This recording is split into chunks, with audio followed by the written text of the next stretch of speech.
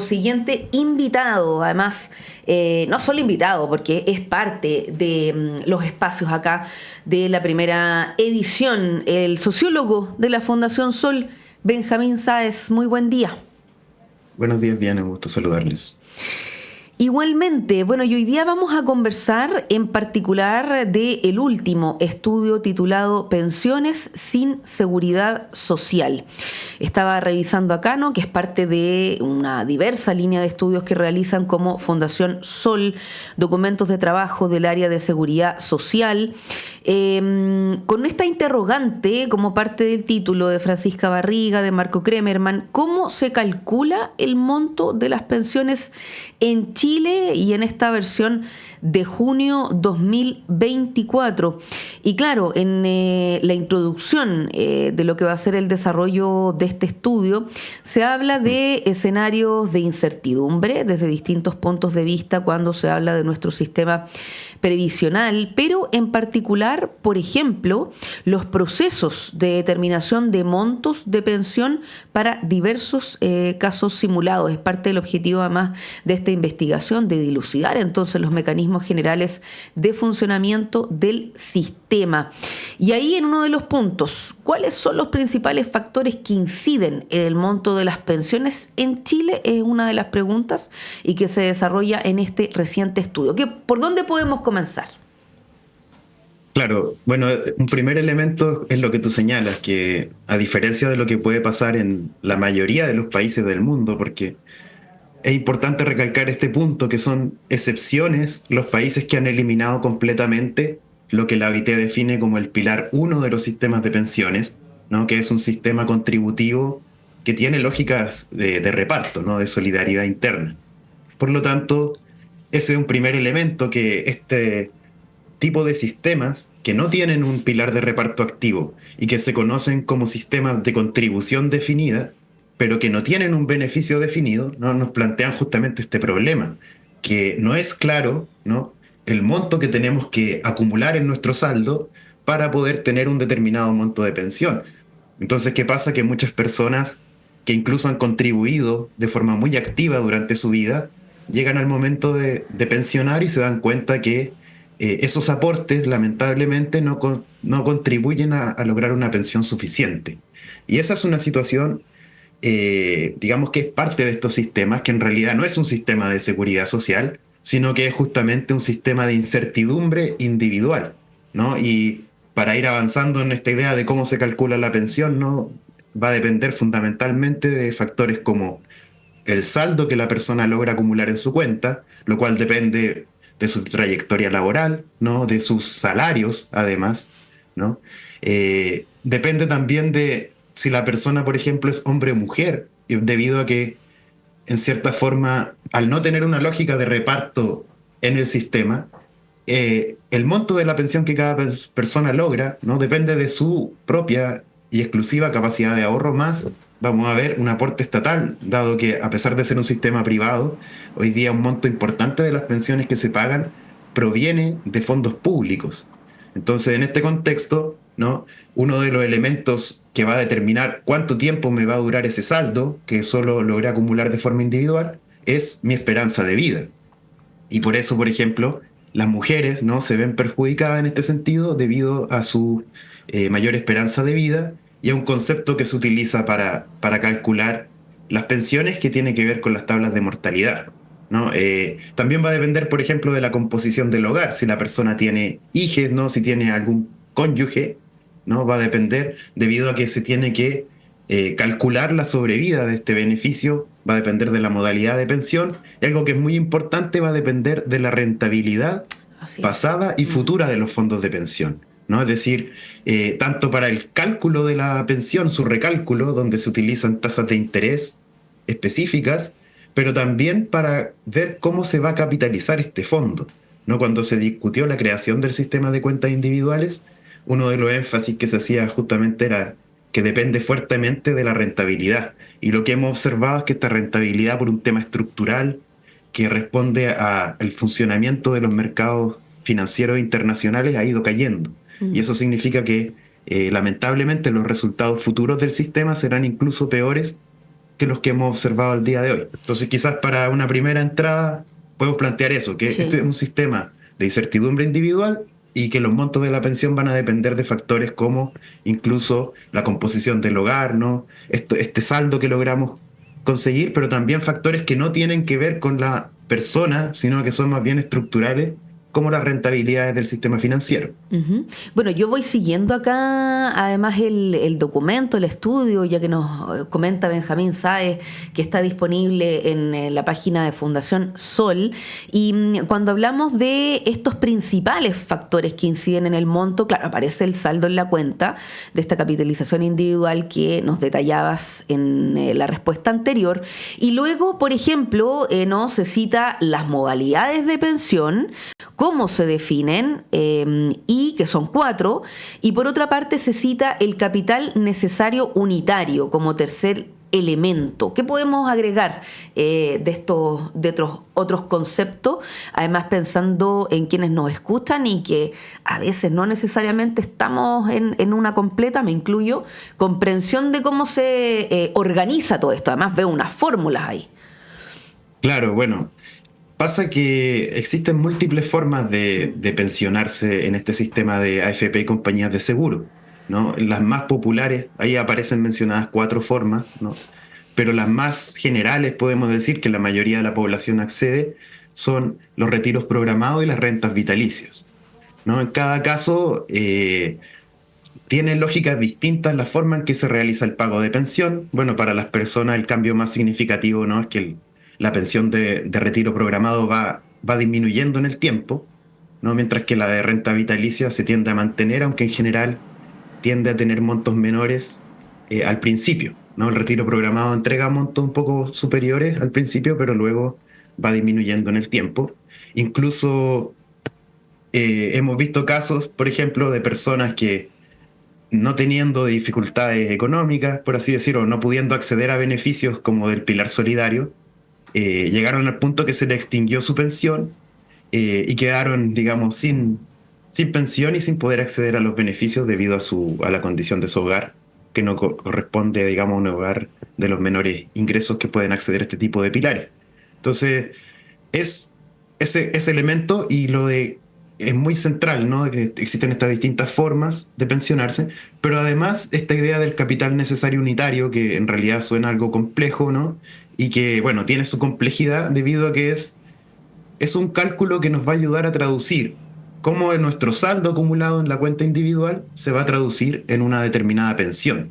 No es para que las personas se puedan hacer una idea. En el documento van a poder ver la fórmula de cálculo, ¿no? Algunas de las lógicas, pero además esto, digamos, la superintendencia pone a disposición de las personas el software estadístico con el cual se calcula este capital necesario unitario, que es el número que nos va a permitir trasladar lo que significa este saldo a un monto de pensión que considera estos factores. Por lo tanto, el capital necesario unitario, en cierta forma, te permite decir, tú con un saldo de 30 millones, por ejemplo, si tienes potenciales personas herederas, por dar un caso, y tienes una esperanza de vida de X años, esos 30 millones se van a dividir de acuerdo a este capital necesario unitario, de tal forma que va a asignar un determinado monto de pensión cada mes, ¿no? Es como una manera, ¿no?, de distribuir este saldo en montos de pensión, para ponerlo en términos muy simples, ¿no? Y quizás lo que lo puede aclarar, en cierta forma nos ayuda a aclararlo, es este ejercicio que se hace en el estudio, que es lo que le invitamos a revisar, en el cual se simulan escenarios tipo, ¿no?, los más quizá generales, también algunos casos específicos, y se ve cómo se traduce esto. Si yo tengo 50 millones en mi cuenta de capitalización individual, ¿qué monto de pensión aproximado voy a obtener en términos autofinanciados? Es decir, ponemos a prueba la lógica de este sistema privado para poder pagar pensiones de forma efectiva. Y ahí es donde observamos qué es lo que pasa, sobre todo con las personas que están prontas a pensionarse. Es decir, hombres afiliados que están entre 60 y 65 años y mujeres que tienen entre 55 y 60 años. Y ahí un primer elemento que podemos observar es que la mayoría de las personas logra acumular saldos que lamentablemente no se van a traducir en un monto de pensión suficiente. Por ejemplo, en el caso de los hombres, ¿no? El 77,5% acumula menos de 50 millones en su cuenta. El 61,4% acumula menos de 30 millones en su cuenta de capitalización individual. Y en el caso de las mujeres, que se ven enfrentadas a muchas más lagunas, ¿no? Y que además tienden a tener una discriminación salarial solo por el hecho de ser mujeres, ¿no? Encontramos que prácticamente el 89% acumula menos de 50 millones y el 80% aproximadamente menos de 30 millones en su cuenta de capitalización individual. Ahora, ¿qué significa tener 30 o 50 millones en la cuenta de capitalización individual? Para un hombre, por ejemplo, que se pensiona a los 65 años y tiene un cónyuge o acuerdo de unión civil, ¿no? 3 años menor, un ahorro de 30 millones va a significar una primera pensión de retiro programado de cerca de 160.000 pesos y de renta vitalicia cercana a los 139.000 pesos. Y los 50 millones se van a traducir en una primera pensión de retiro programado de 266.000 pesos. Recordemos que este monto baja en el tiempo. Y una primera pensión de renta vitalicia que se mantiene, ¿no? De 231.000 pesos. Para las mujeres esto es aún más bajo, ¿no? Con un saldo de 30 millones, por todos los efectos que hemos comentado, asociados en parte al uso de tablas de esperanza de vida, ¿no? Más exigentes, podemos decir, para el caso de las mujeres, tenemos una primera pensión de retiro programado con 30 millones de 143.000 pesos aproximadamente y una renta vitalicia de 122.000 pesos. Con 50 millones, cerca de 239.000 la primera pensión de retiro programado y 203.000 pesos aproximadamente la renta vitalicia. Es decir, son pensiones que están muy por debajo incluso de lo que podemos ver como un estándar básico, como puede ser el salario mínimo. Para poder acercarse a una pensión aproximada al salario mínimo, autofinanciada, ¿no?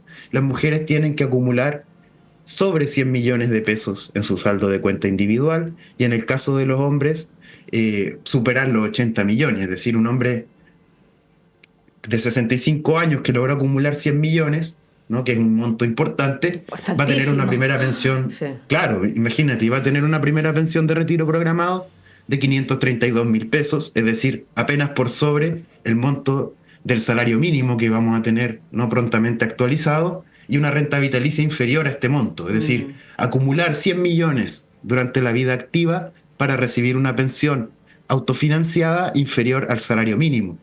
Esto nos indica que hay una lógica en este sistema de cuentas individuales que no está funcionando y tiene en ese sentido una falla estructural. Y es lo que nosotros, en cierta manera, evidenciamos con este estudio. Por un lado, los bajos saldos acumulados por la mayoría de la población pronta a pensionar, pero lo que es muy importante además, que estos montos de pensión se están logrando con una rentabilidad histórica del sistema de pensiones, que no es el caso de lo que se va a ver a futuro. Estamos hablando de un promedio de 6,9% de rentabilidad de los fondos, y en lo que va a la última década tenemos menos 0,93%, y en la década del 2010 tuvimos un 4,8%, ¿no? Muy lejos de lo que fue en los 80, donde teníamos rentabilidades sobre el 12%. Por lo tanto, es una situación bastante crítica, y esto es lo que refleja finalmente el resultado en términos de tasas de reemplazo. Es decir, las pensiones hoy día, más de la mitad de las personas pensionadas el último año logró autofinanciar una pensión de 91.000 pesos o menos, y esto tiene que ver justamente con bajos saldos, ¿no? Pero también con lagunas, pero también con bajas tasas de reemplazo. Es decir, incluso personas que hoy día cotizaron entre 40 y 45 años, que pueden tener una remuneración, ¿no? Un ingreso que supera el 1.600.000 pesos, al momento de recibir una pensión están recibiendo menos de 660.000 pesos, es decir, un 40% aproximadamente de lo que fue su ingreso. Y esa es la falla estructural justamente del sistema de pensiones, que compromete incluso a personas que podemos decir son de clase media, ¿no? Han aportado más de 35 años al sistema y sin embargo al momento de pensionar son pobres. Por lo tanto, acá hay un problema de fondo que va más allá, ¿no? de los casos individuales y que más bien señala una falla estructural.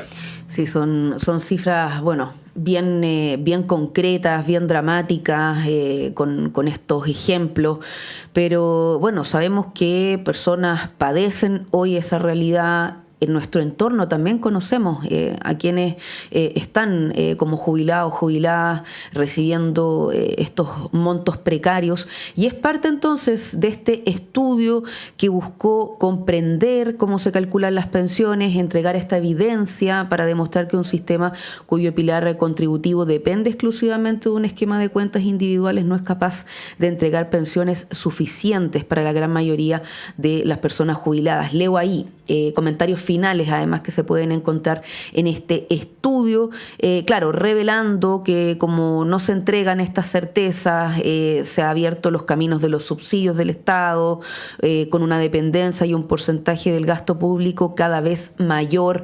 PGU, por ejemplo, hemos hablado también en este espacio que tenemos permanente con Fundación Sol y que está muy, muy cruzada. De hecho, es uno de los puntos de consenso de seguir ampliando la PGU en la actual discusión de la reforma previsional, siendo conscientes que hay un debate más de fondo, como es el sistema, que aún está pendiente. Agradecemos esta mañana nuevamente el contacto con Fundación Sol, hoy con Benjamín Sáez, sociólogo, a propósito de este reciente estudio, Pensiones sin Seguridad Social. ¿Cómo se calcula el monto de las pensiones en Chile en esta versión 2024? Y que hemos dicho está disponible en fundacionsol.cl. Benjamín, un abrazo, que tengas buen fin de semana. Un abrazo igualmente. Y despedimos también esta primera edición de Radio Análisis.